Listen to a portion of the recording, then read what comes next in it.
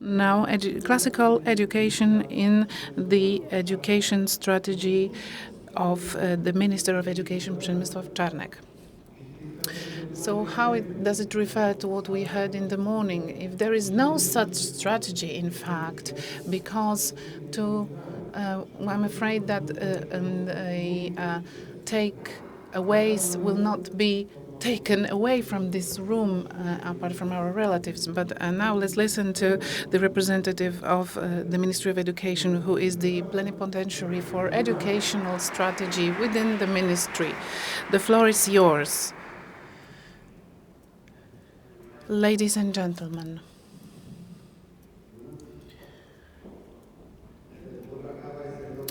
good coffee is like good music. It touches the soul. They both concern the soul. So I do hope that we are in a good mood after the coffee break. But I also have another thought, which means that hard lectures will follow just after my speech. Now we'll just have a simple communication from the Ministry of Education and Science. Moving on to the core subject, we are going through very specific times from the point of view of the head of the political cabinet. Even though we are here in this royal castle, there is no monarchy in Poland, as we know.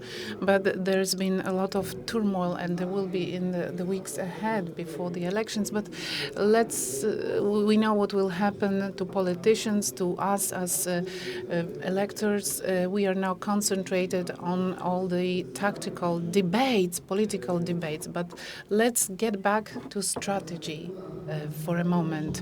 The strategic perspective has to be concentrated on the most important thing, which is education. We will touch upon also, and we've been discussing since this morning, the classical or Christian education as qualified by Mr. Konieczny. But I will be discussing not a strategy which is only on paper, but I would like to present you a couple of examples and actions, measures regarding classical education that we have achieved to implement. This kind of list started the second Congress, and the introduction by Mr. Górecki concerned the same things that I will be mentioning now, but I will be maybe repeating myself, plus I will add some new initiatives that we've achieved to implement.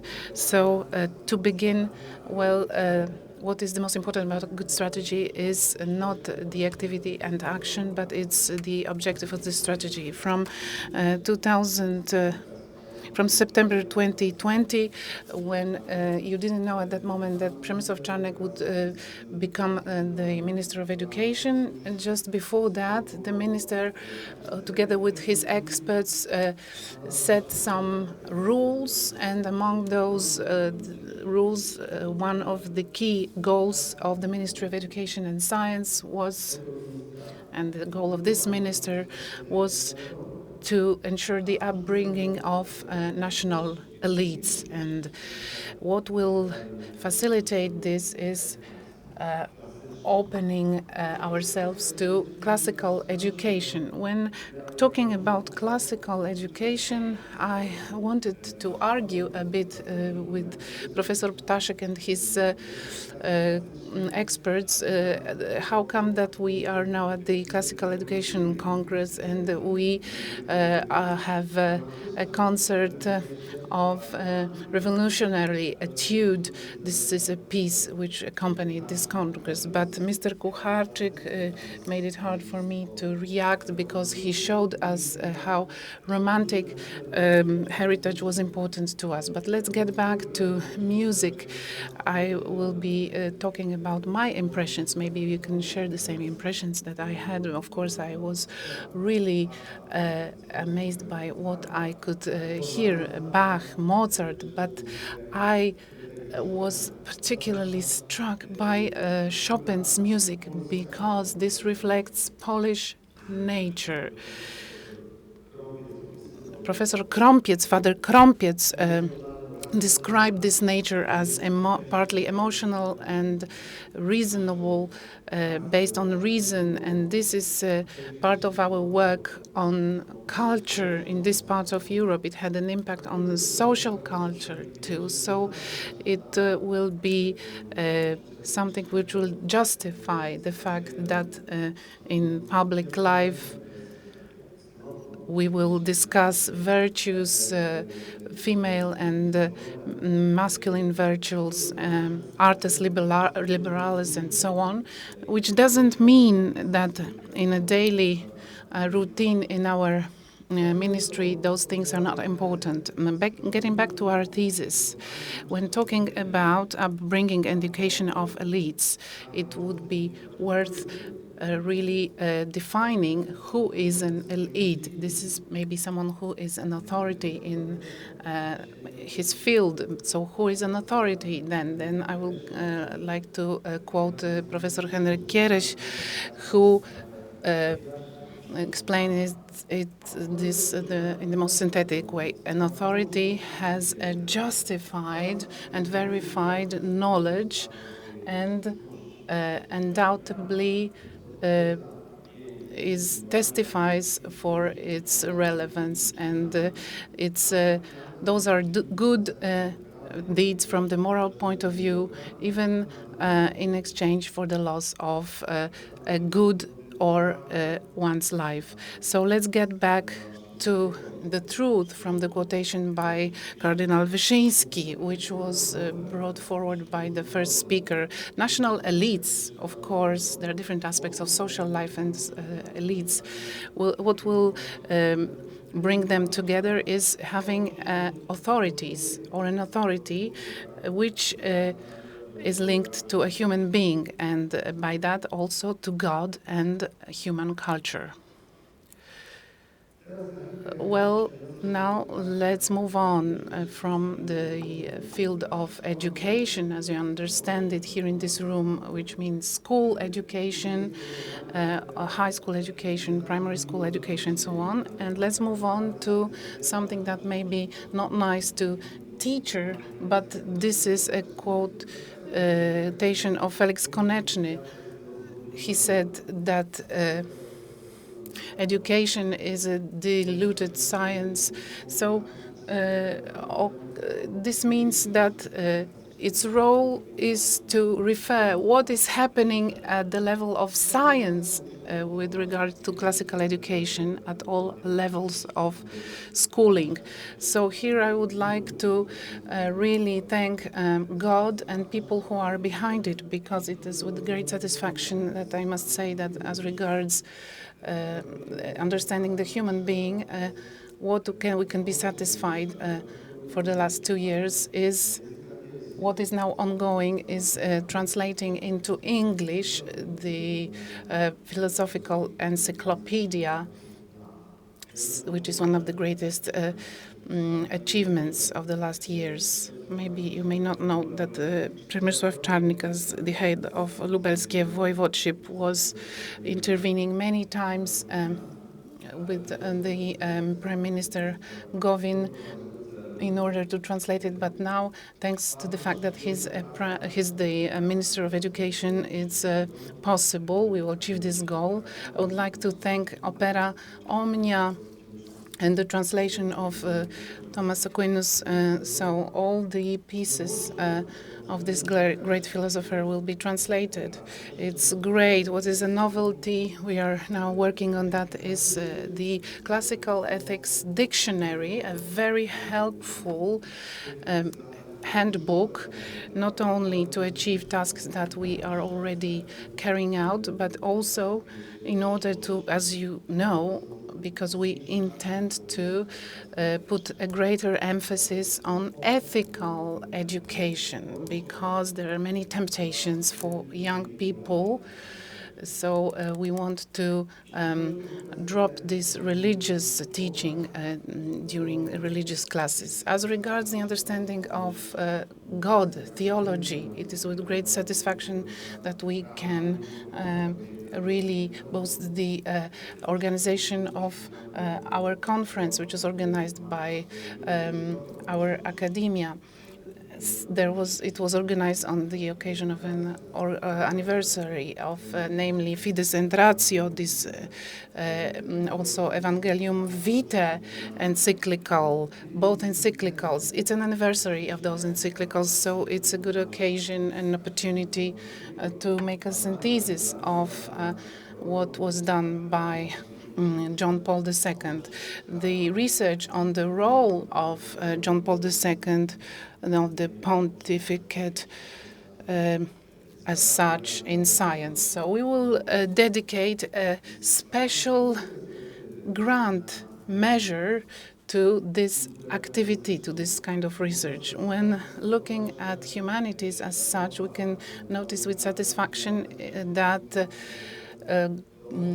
international science will have direct access to the best synthesis of Polish history written by Andrzej Nowak, as experts say. It is now being printed out in German, and also the English version will be soon available, because it's very important from the point of view of understanding our culture, especially as concerns its golden ages. We need to understand it in the context of Christianitas. The reason for satisfaction is also the changes that took place in already existing institutions. For example, Zamoyska Academy, which is teaching pedagogues and wants to develop programs, pedagogical programs.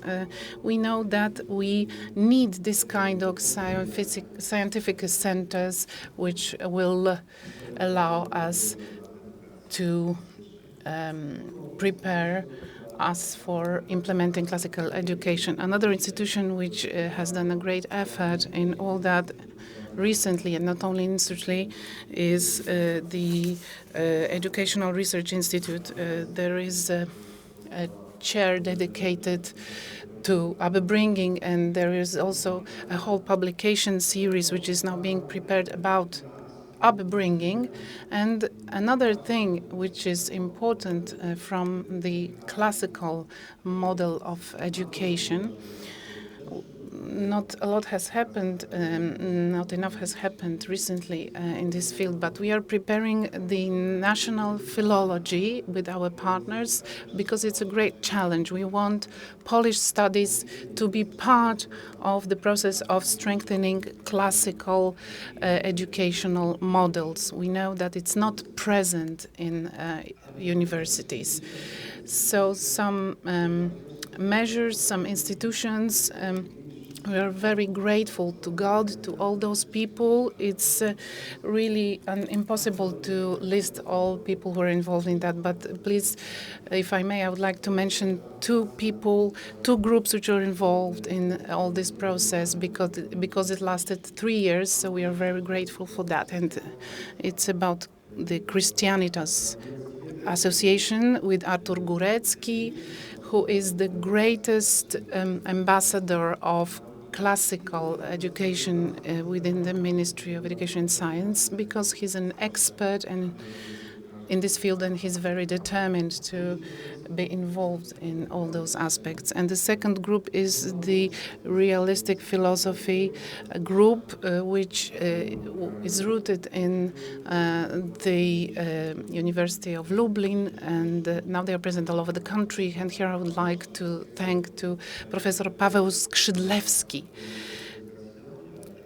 He used to work within the ministry, and now he's the rector of Zamoyska Academy. And he's a great friend of ours. However, what we can do at schools to develop this classical education There is a series of activities that I already mentioned when I was greeting you on behalf of the Minister Czarnek, is to protect the integrity of Polish culture in Polish schools without excluding religion from the view of civilization and culture. You know that sometimes there is a very big secular pressure on us, on teachers, to avoid and omit the topic of God. However, the approach of our minister has been quite consistent, support for Catholic education, multiple funds to finance Catholic schools is a very clear message and an important support for those centers, and to protect Christian and Catholic culture. Development of classical education is also the development of teachers. So I'm thinking of ethics courses for teachers that are being imparted in many academia at a very high level, using the heritage of ethics, classical ethics and philosophy. We also want to improve Latin teachers by providing courses and also meetings related to the cultural canon, using the potential of the Center for Educational Development, which we thank them for.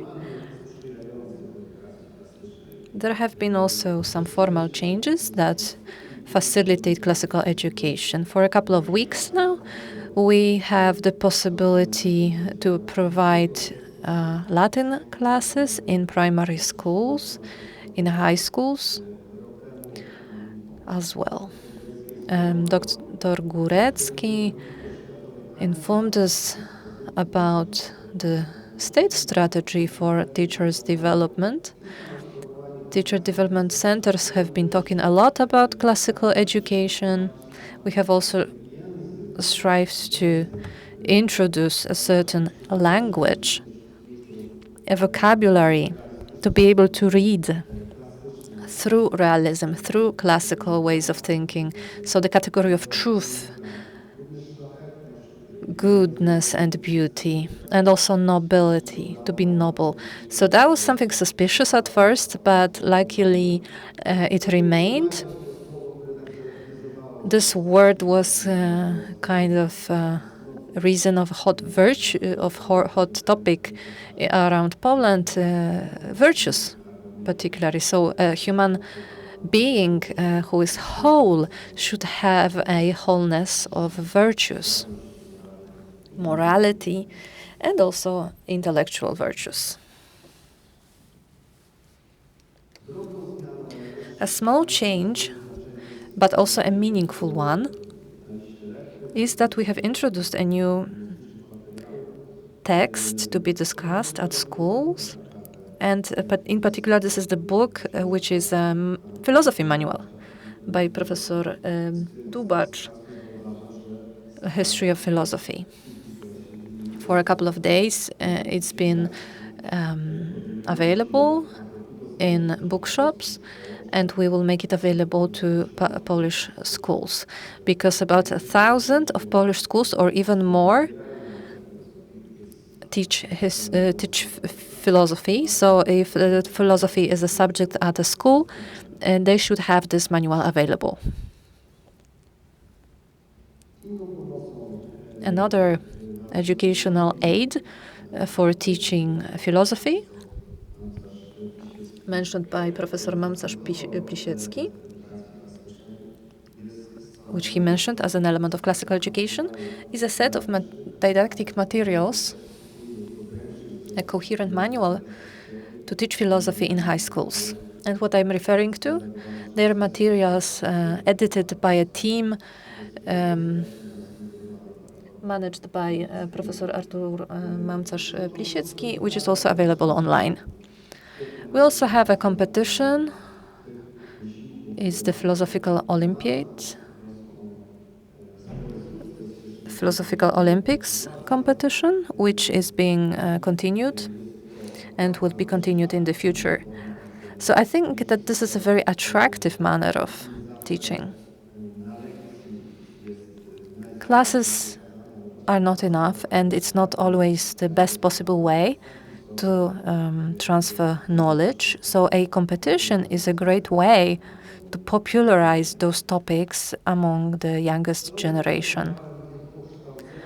I've mentioned classical education, but also upbringing as a separate topic, so I continue indicating the great work done by the Wychowujmy monthly journal, not just in narrow topics of aretology, but also classical inspirations cause the creation of a lot more content.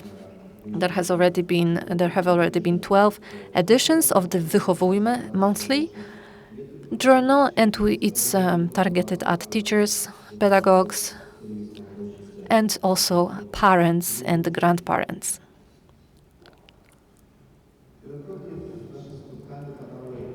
During the Congress, we have mentioned some personal examples to follow,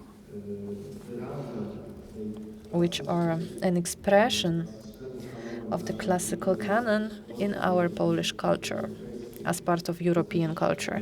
We mentioned Cardinal Wyszyński, we mentioned Pope John Paul II. We know that we've been mobilized recently, to present the silhouette of John Paul II in a way that would be more realistic. Also, Jacek Woroniecki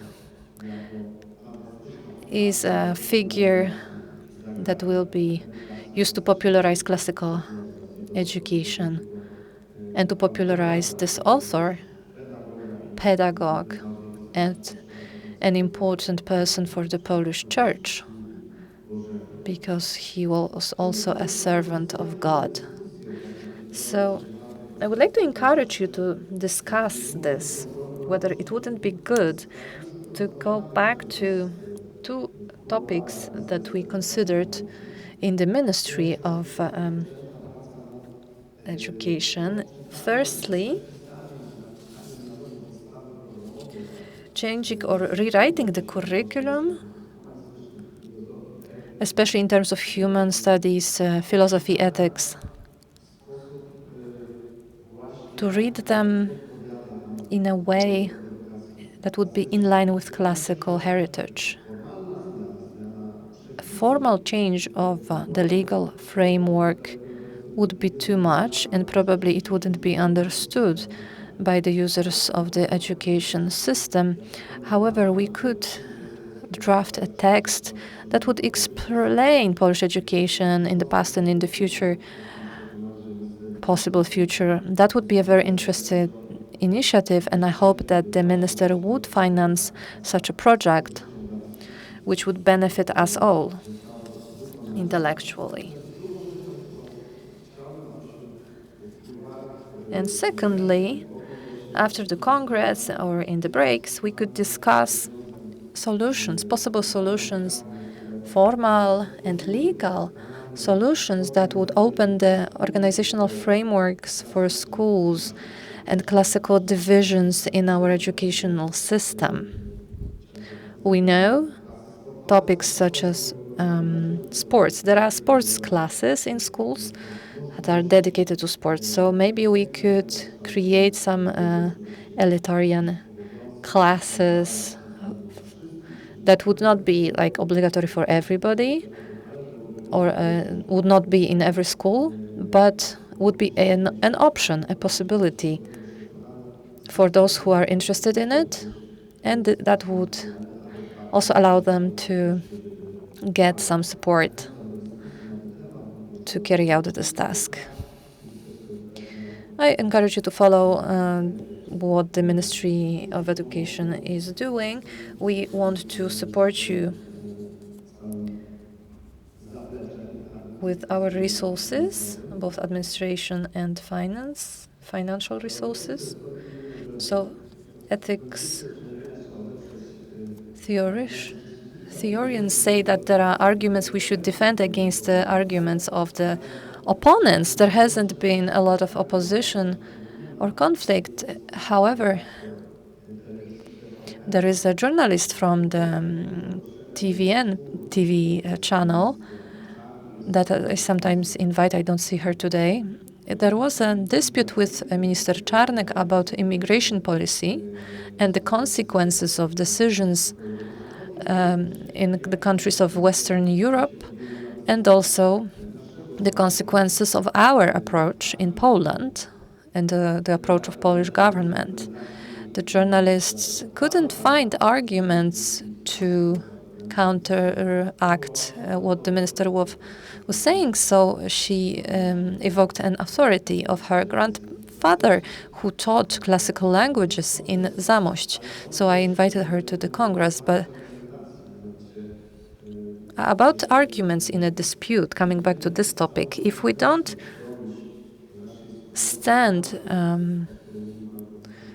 up for the truth and defend the truth also in the media, we can be sure that our calm, tranquil Polish reality will be subverted by barbarians. Whether there are barbarians who are well organized and they can destroy the castle, the royal castle in Warsaw, ruin it, or maybe barbarians who attack teenage girls or not allow them to get to school in some countries of Western Europe. Thank you so much. Well, the last argument is something that I even noted. Thank you.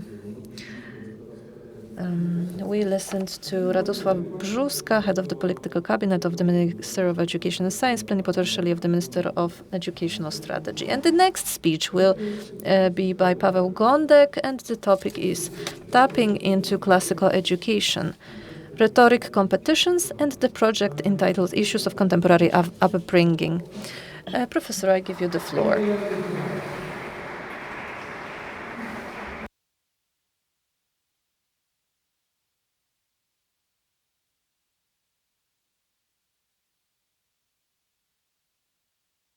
Thank you very much for introducing me. My speech will be maybe less theoretical, about not referring that much to thoughts from the past, but rather more practical, developing certain elements that are important in the context of classical education that can be improved, and also some things that we can do in practice in order to facilitate classical education and to use it in contemporary times. So the first important thing to say is that classical education nowadays cannot be used in its original form at a 1-to-1 ratio, because things have changed and the world has changed. However, classical education can be a method for education, and it can be carried out in contemporary times, in the contemporary context, to implement classical education here and now. The system of education is constantly changing. As we have already said, the curriculum has changed. This provides an impulse to us, some momentum to act. So, on the one hand, there is the ministry, but on the other hand, teachers, caretakers scientists, researchers can also do something to implement and develop classical education. We can see already a network of subjects at school that can be a basis for this. So firstly, philosophy. Philosophy can already be taught at schools. It can be even at the high school final exam. We have Latin language, antique culture, and elements of rhetoric. Not rhetoric as such, as a subject, not just yet, but within classes of Polish language, there is a lot of rhetoric, of classical rhetoric already included. So if the teachers have the possibility to study this deeper and prepare themselves, which will be supported by the ministry, because the ministry has already been preparing courses for teachers, we would like to have rhetoric and debate as part of the Polish lessons. So the decision has not been made yet, but it is an opportunity for teachers to get new tools, to use them to teach Polish language as a matter of rhetoric, as experts in this respect, and not just amateurs or hobbyists. So that's why I think it's worth looking at those elements, because it's not only an idea that is not accessible, that is part of the past, but it's something real that we can transfer to our pupils, give them strength to this, thanks to this message, and show them that it can really happen at school. There are also other elements that we tend to forget, and it was also mentioned by Professor Mamcarz-Plisiecki, which is that only educating by touching upon some elements of classical education requires some thought, some reflection. And here an important element are debates, which are organized more and more often all over Poland. The Institute of Educational Research filed an application for researching a formula which consists of introducing rhetoric as not a subject at school, but as a school debating clubs. And those clubs would then have the opportunity to formulate some arguments, to show pros and cons within a debate, and to be prepared for rhetoric as such. So those are elements which I think will be introduced in the future. But now briefly I would like to show you some points which have already been introduced and also mentioned in previous speeches. But on top of that, I would like to add two things related to rhetoric and another thing related to modern upbringing. The first thing is a rhetoric contest. In a Polish rhetoric contest for primary schools. It took place already 2 times, and it gathered a lot of participants. And this competition, and I must stress it because I was part of the jury there, is not anymore a poetry competition, but it introduces this real classical rhetoric-based formula, which is based on a canon, which is presented to pupils as something that consists on preparing a speech, but also requires some knowledge, some basic knowledge about rhetoric.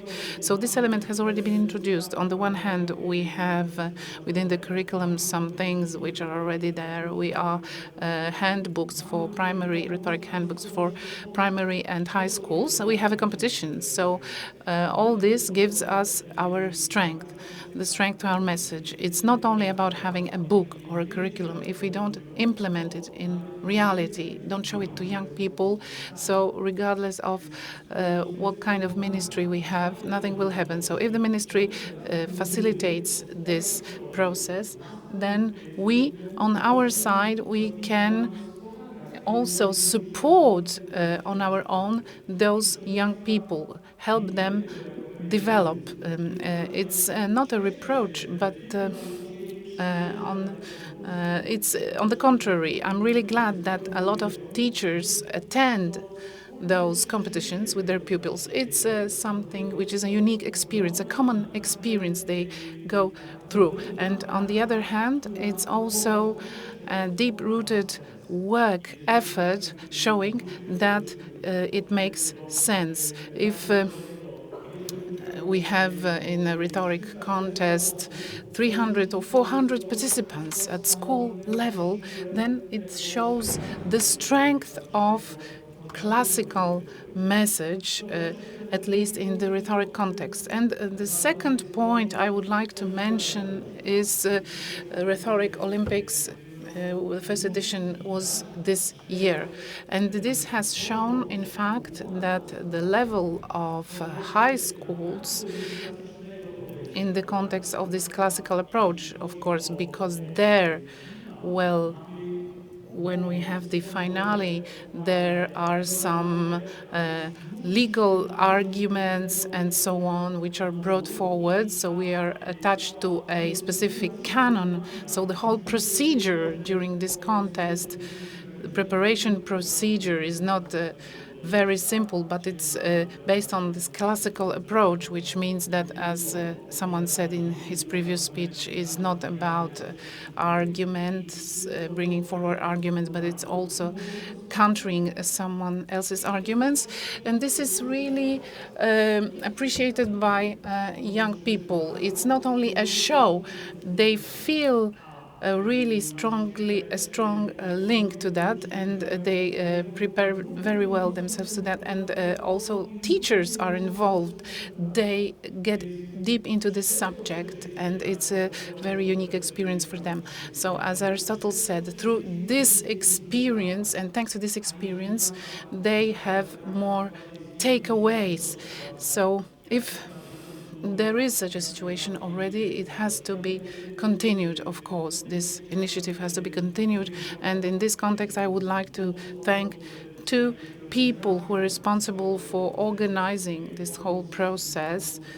The competition for primary schools. Here we have Professor Małgorzata Sagan, who's responsible for those contests. She was supposed to be with us, but for health reasons she cannot be here. I think that she would talk a bit more about, to be able to talk a bit more about it. And Mr. Lisiecki, he was also responsible of the huge part regarding the preparation of Olympics, and thanks to him it will be growing as an initiative. So this gives us to a great extent those palpable, visible proofs, and shows us what we can see within this community of people who work in the education, of teachers who can reiterate those ideas and carry them over, practically carry them over, and in fact promote a trend that it becomes trendy to participate in rhetoric debates. It's an already strong trend in Poland now. So to some extent it's already been introduced, and all we have to do is to extend this initiative further. I would like to invite teachers and all other people to strengthen this initiative, to take part in it, and then to see how fruitful it is. What is important about rhetoric is that we are having a communication problem nowadays. it's very dangerous as a phenomenon. So what we have to do is not only to learn how to speak well, but also how to communicate well and see what are the threats that are carried over by communication. So I must say that what is binding till today, it's Aristotle's sophistics, proofs, countering book. This is still up to date. So we are giving our young people all those necessary tools. Classical rhetorics is not only about having a speech and that's all. No, in the contrary, it's related to the whole richness of classical world. And the second thing that I already mentioned, and I also consider it very crucial in the context of our functioning as people who are dealing with classical education, and in this case not only with the education but also upbringing. Upbringing is important from the perspective of every pupil, but not only from the perspective of pupils. We are now implementing within our institute a new project related to problems of the modern upbringing, and this project started a year ago, and it was initiated by, in fact, our congresses, which took place a year ago and 2 years ago. And I think that this project shows us the other approach to classicism. This project aims at discussing what are the feelings of the young people today, showing their real problems in our today's world and helping them understand some crucial elements related to modern culture and to the perception of the world, which is questioning authorities, moral relativism, which dominate now. It doesn't mean that we are here to stop everything. It doesn't mean that all the young people are already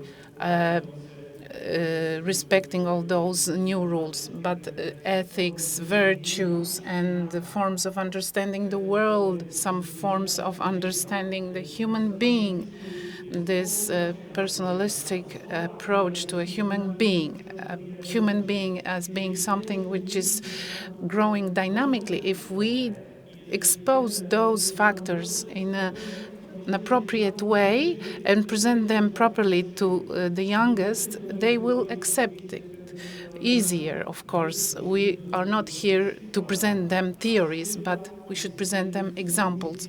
An example is then also a starting point for a reflection. If the starting point is well chosen, then the reflection will be richer.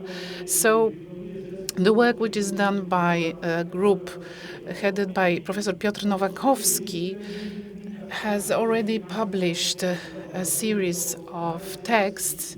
You can see at the reception desk 3 first volumes out of 12 volumes to be published. You can see the first one here, the first book where we are dealing with the situation of modern youth. And those books will not be only of theoretical nature. They will not present only the theoretical approach to young people, but they will also try to analyze the situation of young people and what problems young people have to deal with. As I said, 3 volumes have already been published, but what is now being prepared are 9 other volumes, 9 remaining volumes, and you can, of course, download them from our webpage, from our institute webpage. In your documents, you have a QR code on this leaflet you got, and thanks to that, you can download our books. Apart from that, there is also a more accessible way to do it, which means going to our web page, and on the project tab, under the project tab, there is a link about modern bringing problems, and there you have all the PDFs. You can use it as you wish. Those are only printed versions. Here you can consult them outside of this room to see what approach we adopted. What we tried when publishing those books was to present not only problems.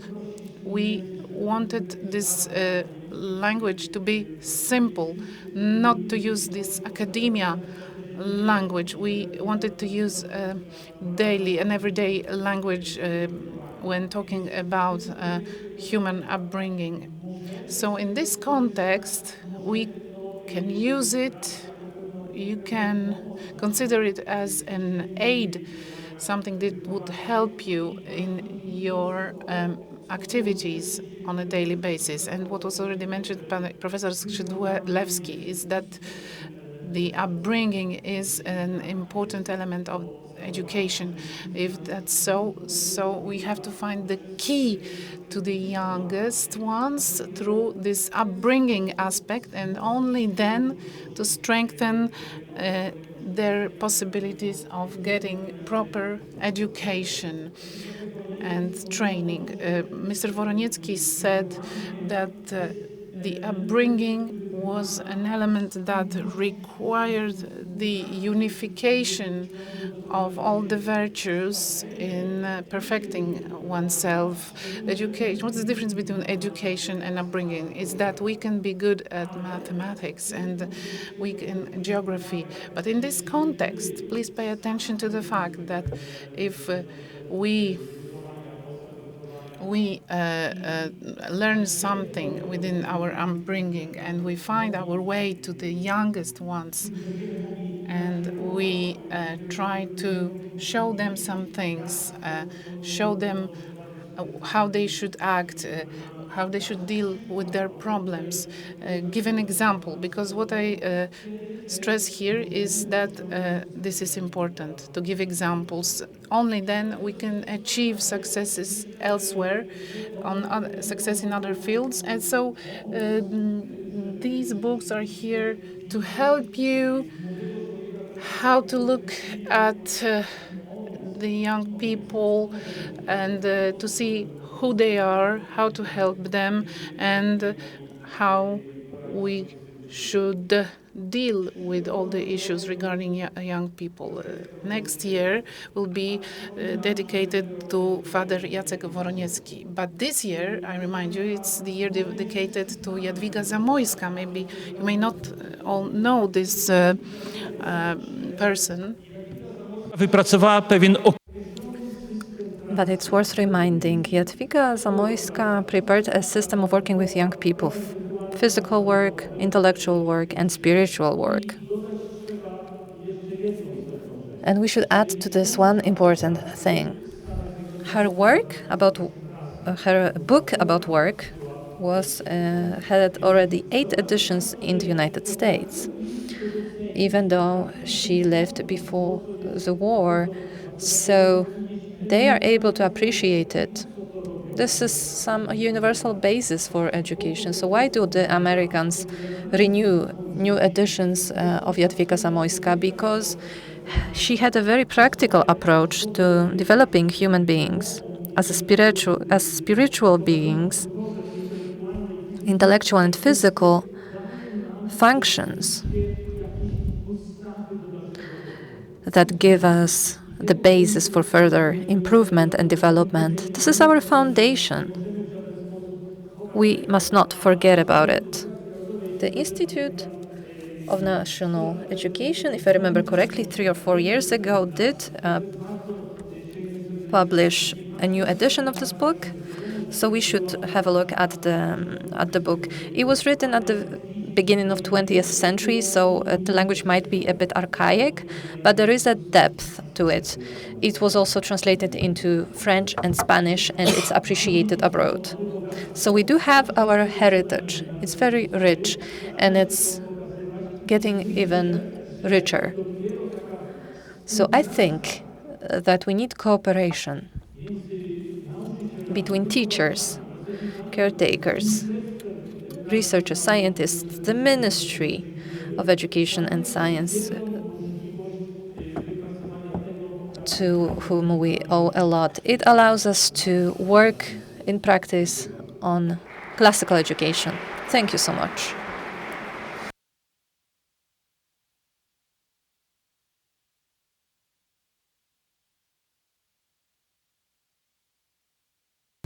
Thank you, Professor Paweł Gondek from the Institute of Educational Research in Warsaw, Deputy Director of the Institute for Scientific Affairs. And the next speaker is Paweł Milcarek, well known from previous congresses, philosopher, historian, founder and editor-in-chief of the quarterly Christianitas journal, Doctor of Humanities in the field of philosophy. He will speak about the Canon of Authors, what it is, and how can we stay up to date with it nowadays. I give you the floor.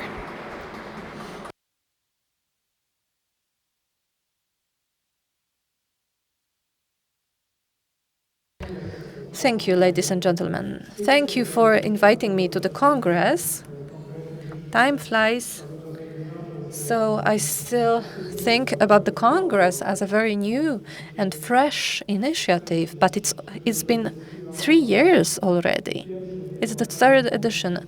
During the 1st edition, I spoke to you about the possibilities of updating methods and forms of classical education in today's practice in education, not just at schools, but in general in the context of human education.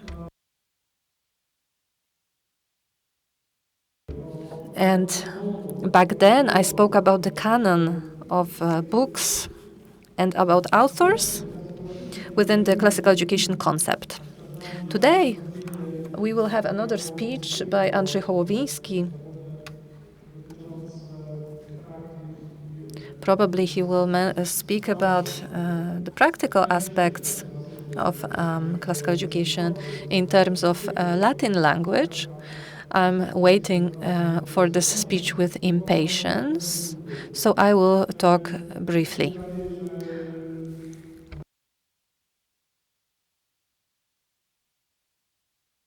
We also are aware of the agenda, which is quite tight.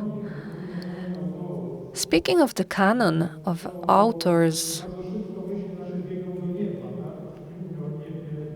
we think about heaven or the sky, because there is Virgil, Ovidus, Aristotle, all of them. They are remembered by us.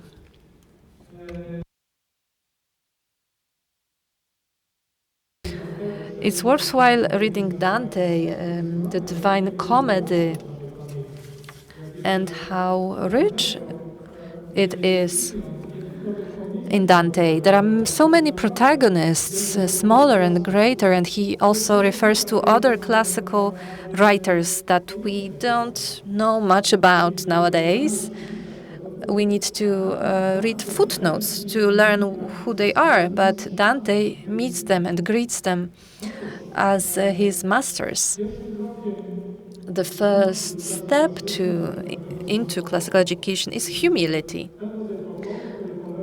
This kind of humility that consists of openness, of willingness to start, to begin doing something. I've had a lot of education in my life. I've read a lot already on a daily basis.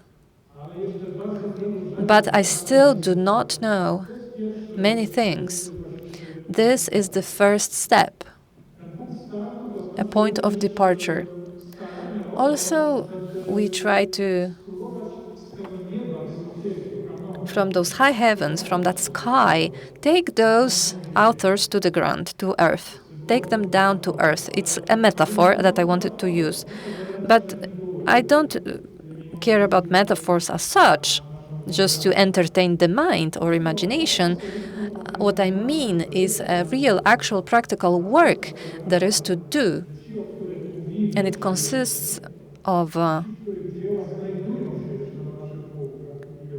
the authors that we read, that we know, that are in the libraries, and other authors that have been already translated into Polish.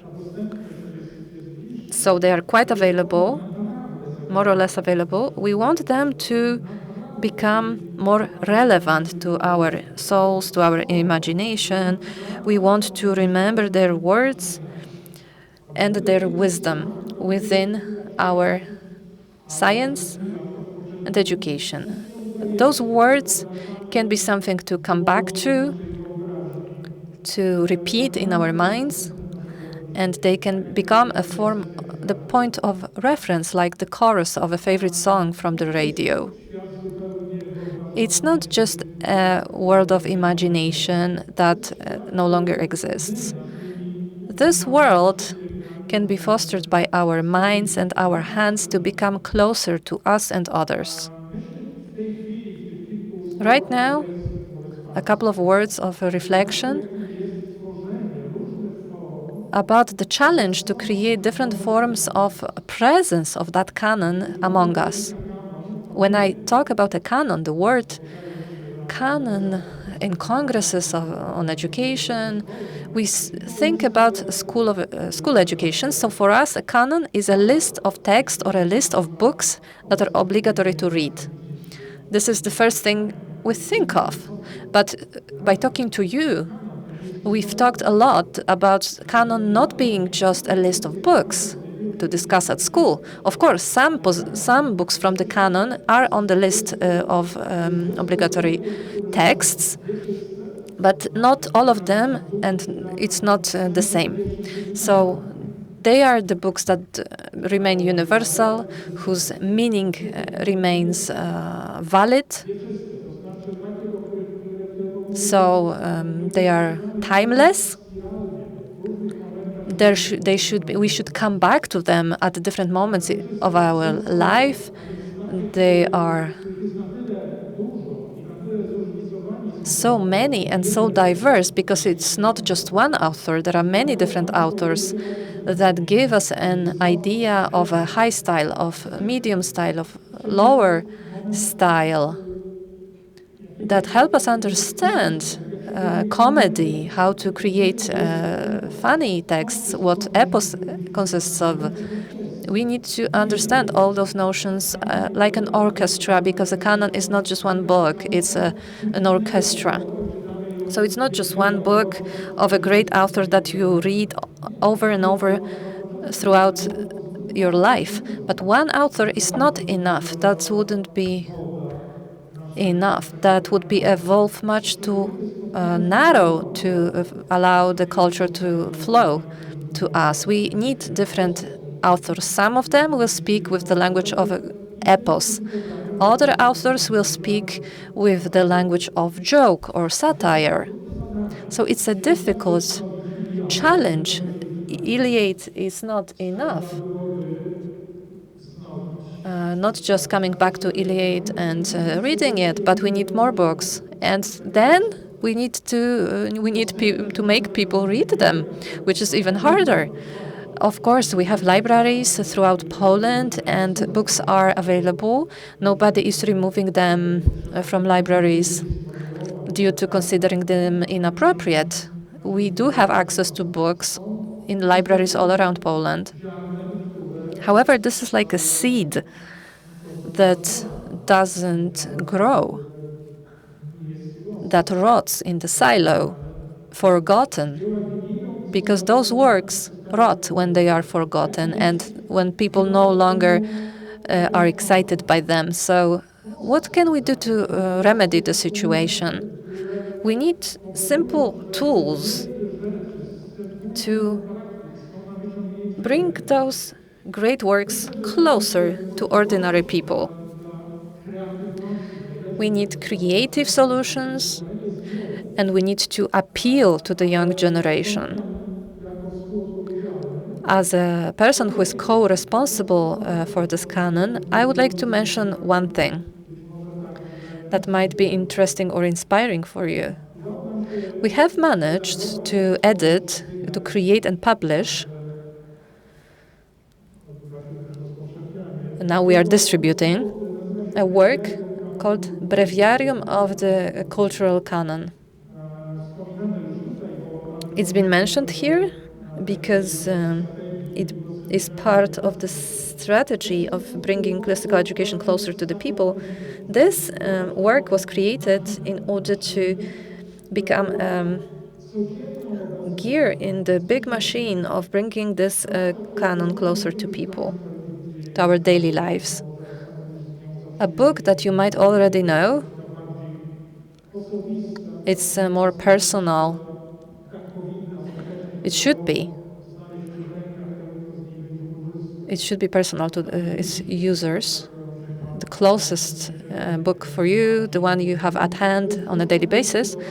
It's a book built as daily texts, daily short texts.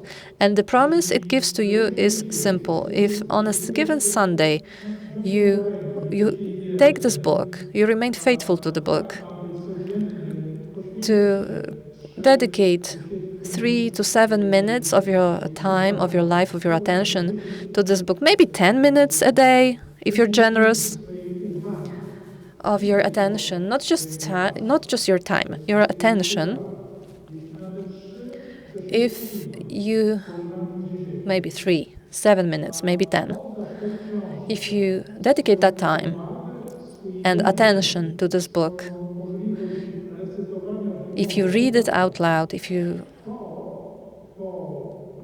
do this, then after a couple of weeks, maybe after a year, you will not be friends with the entire heaven of authors that acquainted by Dante, but you will be an acquaintance of those people who created in Europe since 8th century, maybe 9th century, up to 19th century.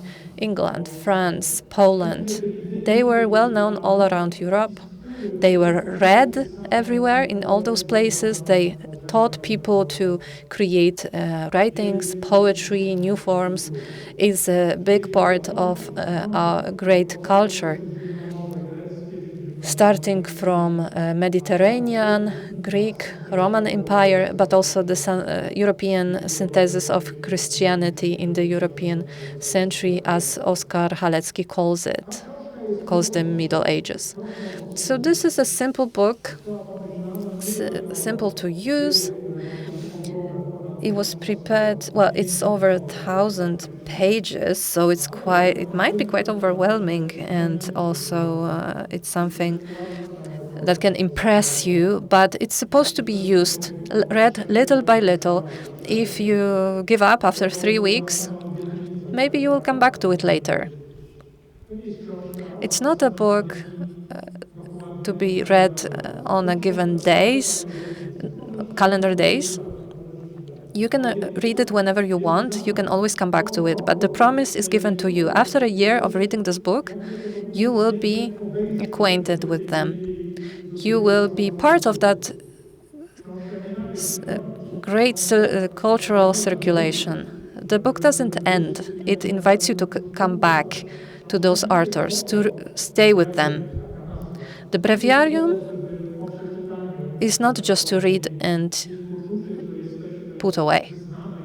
After reading it, you will not be an expert in Virgil or other authors. You still don't know them very well. If you're interested in getting to know a particular author, you will reach other books and read them from beginning to the end.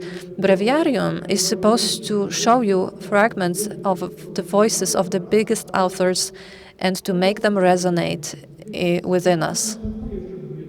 The change will not happen overnight. Appreciation will not happen in a week. It must be built up, just like with a good diet. Good diet is not just eating once, overeating once. Good diet is about diversity. It's about sticking to it every day, eating one thing one day and a different thing the other. But it's about regularity and bringing nutrients to your body on a regular basis and bringing good quality nutrients. So breviarium is specifically a good diet for your mind. At least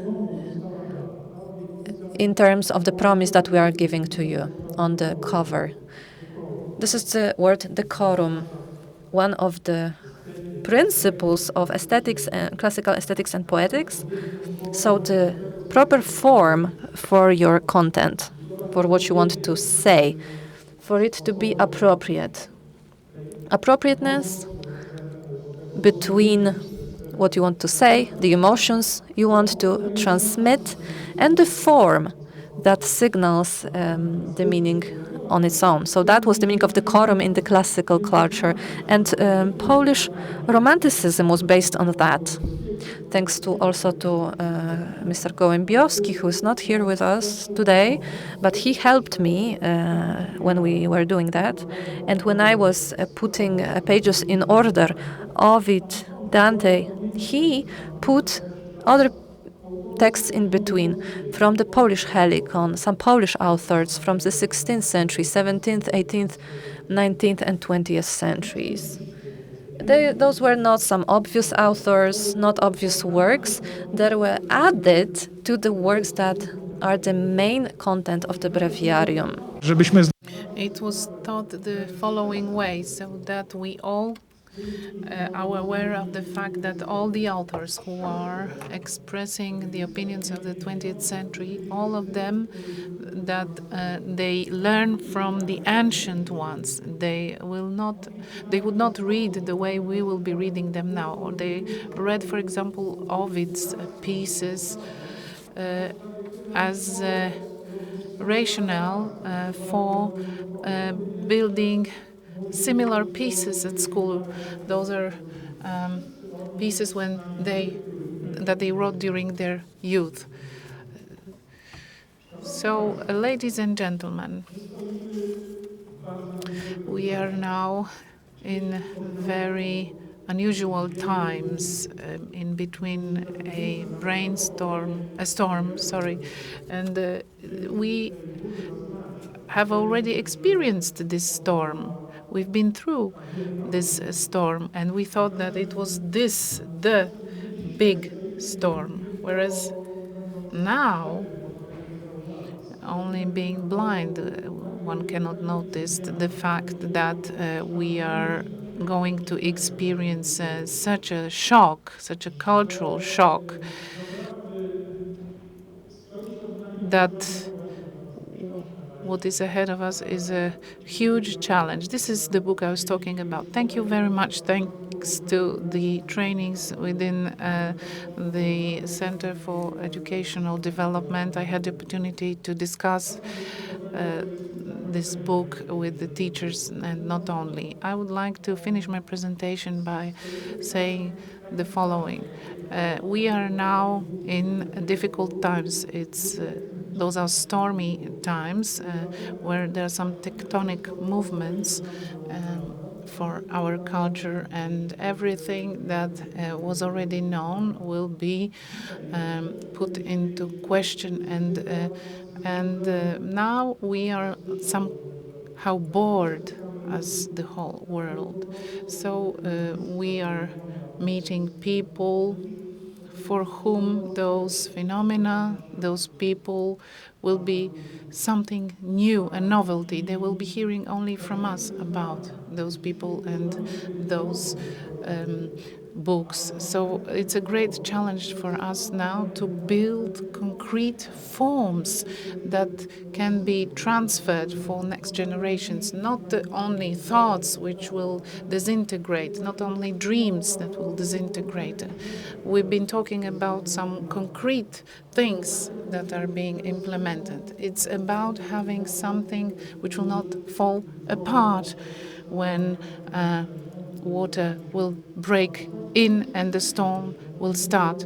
We are now experiencing this storm. It's not a phenomenon that will happen soon, but we are in the middle of this cultural change now, which can be compared, is comparable to those times when the patron of this book lived, the monk Alcuin, the first European Minister of Education who worked for Charles the Great. Charles the Great was one of the European rulers who was illiterate, but he knew everything about the most important canon, and he wanted St. Augustine's pieces to be read for him, and that's how Christianity plays its important role in knowing the truth.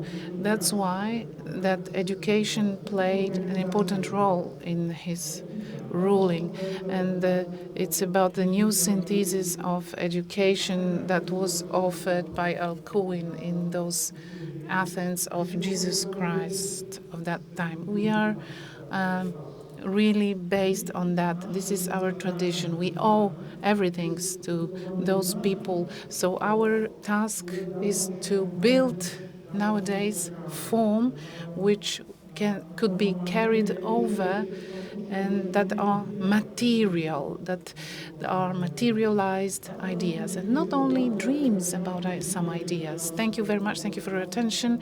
I'm having this book now, and I would like to show it to you, and I do hope that the dream of the editor of this book will become reality. I hope that you will use it without being ashamed of that, and that you will be able to read it out loud. And I do hope that it will be present in your homes and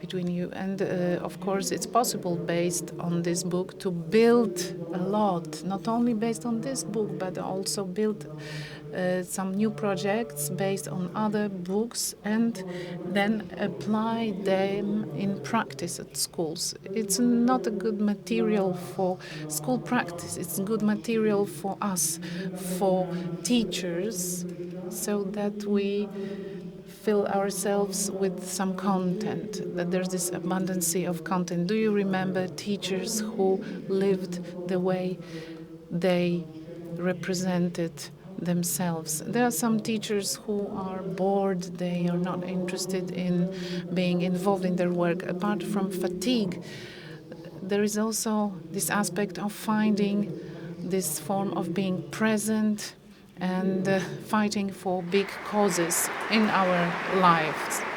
Thank you very much.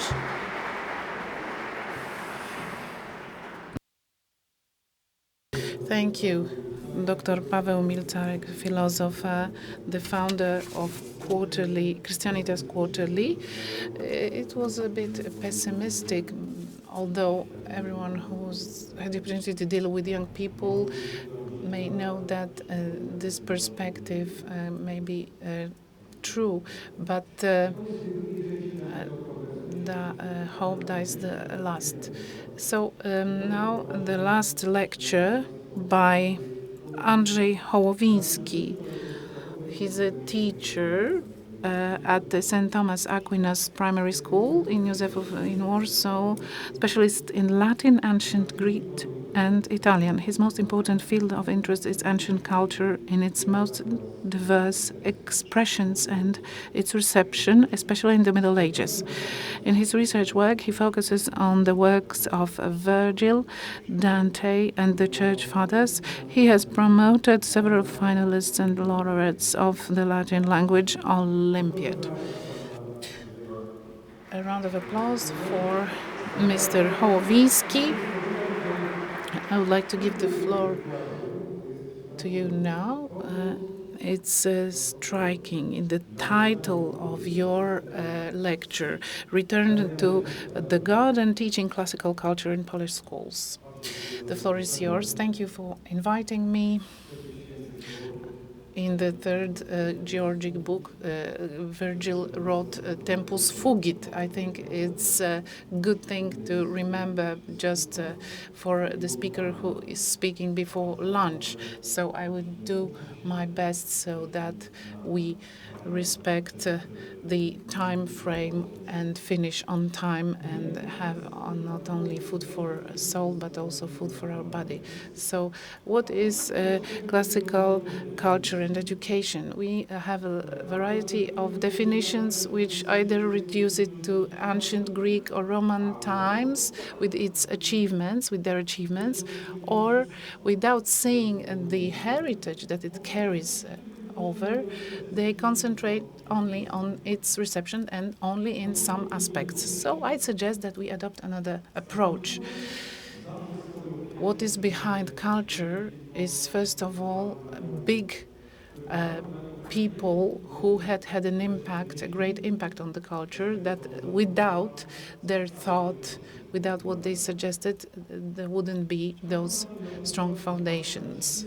So here I would like to present you 3 scenes that would allow us to better see the importance of meeting those big personalities of culture of the Western world, how important it is in our lives and especially in the life of pupils. The last scene will make us ask ourselves whether we are still participants of the same type of culture. The first vision, is a garden that we could see in a very dramatic moment of its destruction, and the second one will lead us to a dark, dangerous forest, which paradoxically will save us.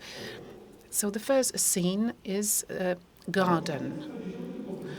The year 410 after the Christ was a very strange year, which changed the face of Rome. On the 24th of August, under the hot sky of Rome, Marcella and Principia want to find shelter in St. Paul's Basilic because they are running away from Visigoths, from hordes of Visigoths. As St. Hieronymus said, Marcella wants mercy for Principia. She dies, but Principia is saved, and she became a martyr. There is chaos, horror, death, lack of order. This what it looked like on the 24th of August in Rome. Sacco di Roma. The shock of Imperium Romanum was really huge. Before their very eyes, what was appearing was civitas terrena, and at the same time, the martyr of Saint Marcella, a Roman citizen, has shown the universality of Civitatis Dei. It was a day where this orderly and beautiful garden, which had been built for centuries, became a chaotic forest without any paths and roads. What was this garden which could not be restored? It was a huge structure representing Roman ideals which had to achieve the same goals as the ancient Greeks have achieved, but also completed by a Christian epiphany. What we could see in this garden was a lot of philosophers who would explain through reason what was the world, what was the human being, and this allowed for the other one to steer the world. We could see writers and orators who, in a less rigoristic categories than docebant, movebant, delectabant, would teach and also have some pleasure by understanding very well the role of reason and senses. There were discussions by big rulers. They were this anime was very important for them, and they took account of Aeneas's words, which were addressed to Roman citizens. You, the ruler, you have to rule peacefully. You have to spare your subjects and refer to war if needed. So who was sitting by the fountain? Those were rulers and legislators who were looking for the best solutions in order to implement sum qui triburere, this rule of justice, to give back to everyone what he deserves. It was not hard to see the biggest ones from the legends and myths, even though they didn't want to adapt to historiographical frameworks. They are known as exempla, illustrating verba docens exempla trafunt, which means that example teach us something new. It was not only a royal garden for the king and his skins. It was for available to everybody. And Respublica Literarum, this was written at the entrance. Litere, this was the key, indispensable key, in order to start those fruitful debates with those wise people. And this is this litere who was taught at school within the trivium, and this was supposed to introduce people into intellectual and moral values. Homer's and Hesiod's and Aeschylus and Sophocles and Solon's and Demosthenes, Plato's, Aristotle's and Cincinnatus, Cicero's, Virgil's, Horace, and so on, Boëthius' gardens in 410. So what was the question to be asked? Is it going to die forever or being demolished forever? Scene number 2. A dark forest. Here goes Dante Divine Comedy, beginning.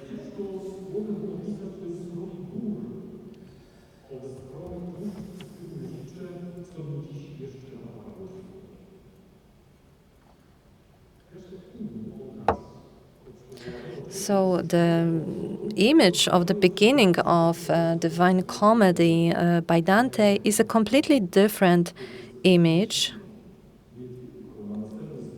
It's very expressive. It draws our attention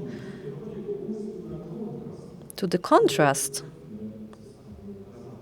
that we're about to see. Midway up on the journey of my life, I found myself within a forest dark. So the dark forest is strong, it's dangerous, rough, savage, and stern. So it's like a hopeless situation. However, Dante is not just a traveler who lost his way, not just his life is midway. He says, our life, nostra vita, which explains to us that we can see a vision for the entire humanity, but at the same time for each individual who is in a similar situation.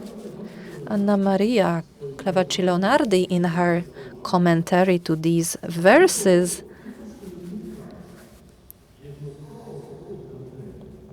she said that Dante embodied the entire humanity. The objective of writing this was to make people less poor, take people out of poverty and towards happiness. Each one of us can identify with Dante's image. We even have to, we should find ourselves in the situation if we're able to, if we're supposed to reach the same goal.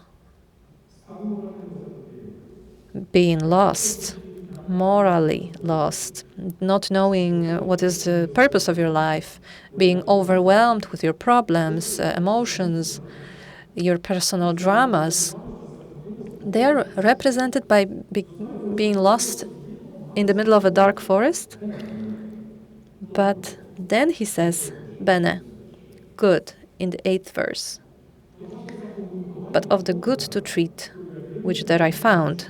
So there is bitter, there is danger, but also good. And this is something that allows the traveler to talk about his journey. He notices the good, even though he deems himself unworthy when he sees 3 savage animals that are the representation of spiritual slavery, that don't allow you to use reason in a proper way, and he shouts, miserere. At this point, having experienced the void of his life, he understands the need of being guided by a master.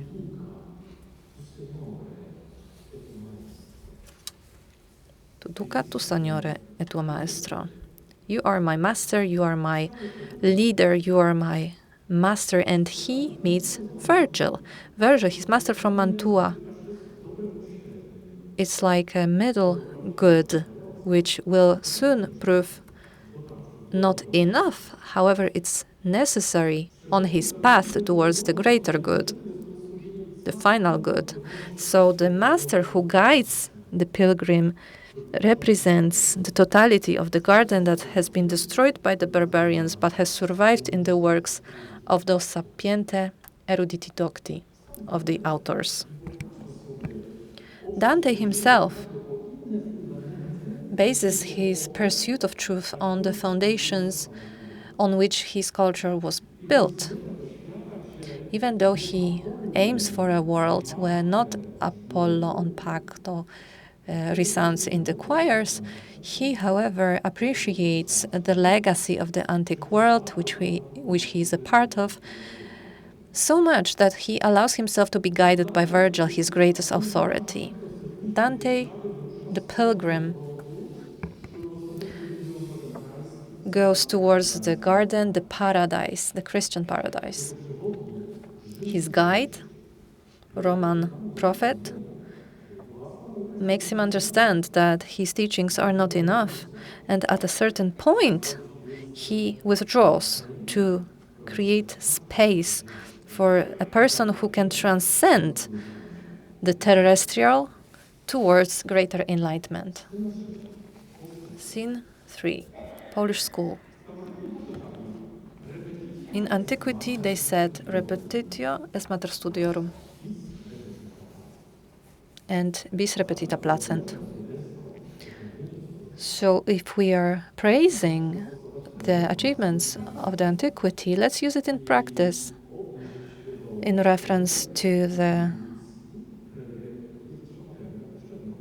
what we heard in the previous congresses of classical education, the tips and tricks we've been given. So I think you will agree with me that Polish school needs classical education. About a year ago, Piotr Szychowski, during the second edition of the Congress of Classical Education, he said that it should be based on the liberal arts. So in order to function properly, they have to be exactly what they mean, some skills to solve problems that are aligned with our life goals. We have to shape our intellect, our will. He stressed that this process requires a journey similar to Odyssea. There were great heroes like the Modoc at a feast with the Atyaks. He fought, he suffered, he forged his own heroicness. By gaining knowledge, we leave behind our old schemes and we search for something unknown. ourselves and pupils of Polish schools should have it much easier because they do have guides that they can trust. Liberal arts, even though they have been codified in the medieval ages, they have much deeper roots in Greek and Roman antiquity. They were created by nameless erudites and great sages whose names we already know and whom we have seen in the medieval garden. So the conclusion is clear. They should be our guides in the Polish school curriculum. If we agree that every person, not just pupils, but teenagers, adolescents, come through a dark forest of being lost on a different planes and layers, Polish school should present a remedy by deeply, empathically meeting masters such as Virgil. Dante, who travels guided by a poet, the greatest poet, says that he knew the totality of Aeneida by heart. This leads us to the question, do we have at Polish schools, can we plant such a deep love in young people, to not just acquaint themselves, but to make friends with the greatest poets and erudites? Many could say, well, there are many materials, and we have to read a lot. There are so many topics at schools, so many subjects. But what is actually the goal of teaching literature according to Trivium? Is it just about ticking them off the list, or is it about knowing them deeply and receiving them and perceiving them inside of us deeply? So sometimes during history or Polish language classes at school, there is not much space to go deeper into the texts. Pupils don't need to read Cicero or Sebastia's speeches to learn about the reasons of the downfall of the Roman Empire. We do not have to follow together with Ovid through the metamorphosis of humans and gods. It's not just about a simple choice of what should we dedicate time to in schools and what we can just omit or skip through. What should be the canon for young people to refer to in further years of education, in their intellectual pursuits after they graduate from schools and colleges and become fully responsible for their intellectual and moral development? Repetitio est mater studiorum. 2 years ago, during the first Congress of Classical Education, Dr. Piotr Kwasniewski spoke clearly and convinced the audience that teaching on the basis of big books, great books, is the only way to teach classical education, because this is a meeting, an encounter with the great masters. Dante couldn't know the movement of the great books because it was created several centuries after he died, but it was about searching for the sources of wisdom. He knew that great books were the way to his goal, because that was the foundation of Artes Liberales. The breviarium of the Canon of Culture mentioned by Dr. Milcarek, the movement of great books, and so on. They demonstrate an idea that can be summed up in one sentence. Doesn't matter what. What matters is to read. As a teacher, I often meet parents who are proud that their children read a lot. And I ask them about the titles of the books, and I then want to cite quintillion tips on education. And he said,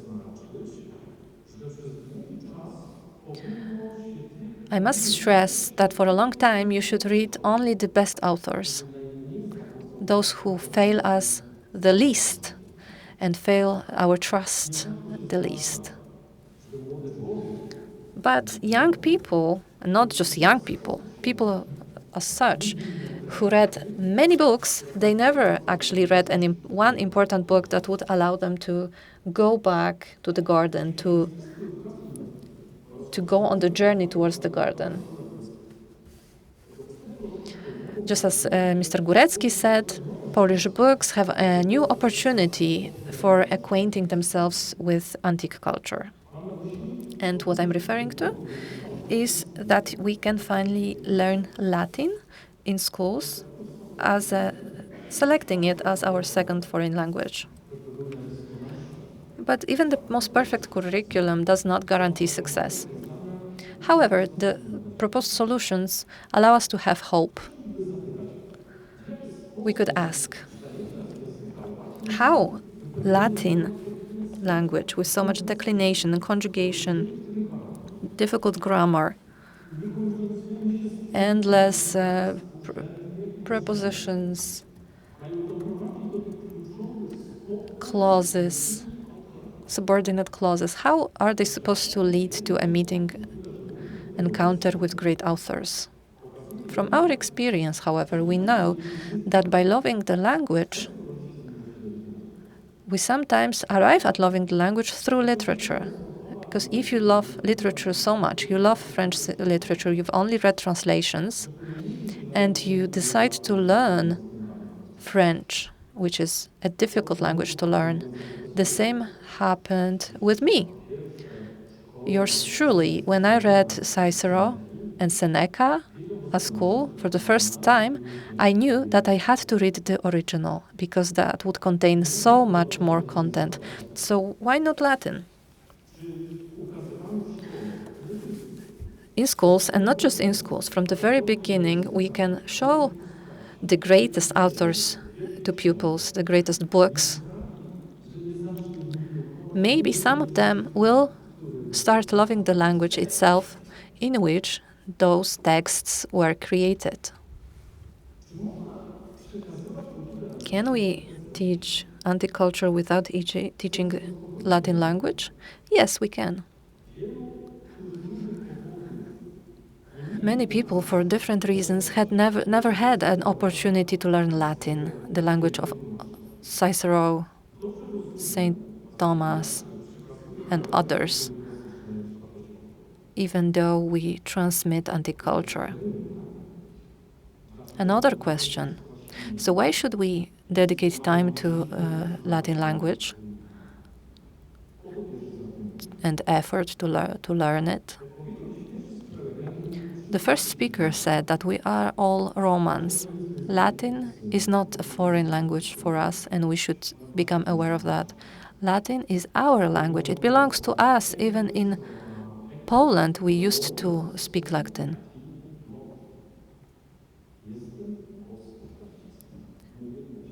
I'm a Polish aristocrat, I speak Latin.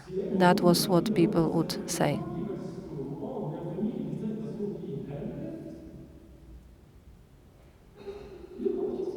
One Latin sentence that I just said, it shows how little Latin we understand in Poland today, because if I started speaking Latin, how many of you would understand me? Polish literature and Latin literatures are one and the same thing. 2 years ago, during the first edition of the Congress of Classical Education, Katarzyna Ochman clearly said and encouraged us to learn Latin. Why? In order to read Polish texts of Polish authors who wrote in Latin. And I also experienced this. In the 17th century, there was a Krasper Druszczewski. It was he was a priest, and he only wrote in Latin. Today, we don't have many scientists who would be able to read those works, to explain them to a reader, if you didn't learn Latin language. A second argument, Latin teaches us logical thinking. Can we only learn logical thinking through Latin? No, of course not. We can learn logical thinking through other languages as well. To Yes, but let's look at the basis of learning Latin language. If now in the handbook of Polish language we can find some parts, rhetoric parts by Greta Thunberg, which is now supposed to be replacing Cicero and Demosthenes and be the role model of rhetorics. If we have to learn English through texts about veganism or other well-known theories, if we have to learn the French language based on texts which would praise the French Revolution and its magnitude, this is the difference, because the Latin language would give us texts of authors who would really, truly shape the intellect and the will of a young person at school. The third argument, which is some kind of wrap-up of my presentations, the access to authors. It's them who would become friends of a young man ad finem. We can see the opinion that the worst thing that can happen to education is getting back to medieval ages. I would wish the Polish education to come back to the Middle Ages. I would wish the education to come back to ancient times, the source of our civilization, which, if well lived and understood by young people, would be a template based on which such young people would shape their lives. Thank you very much.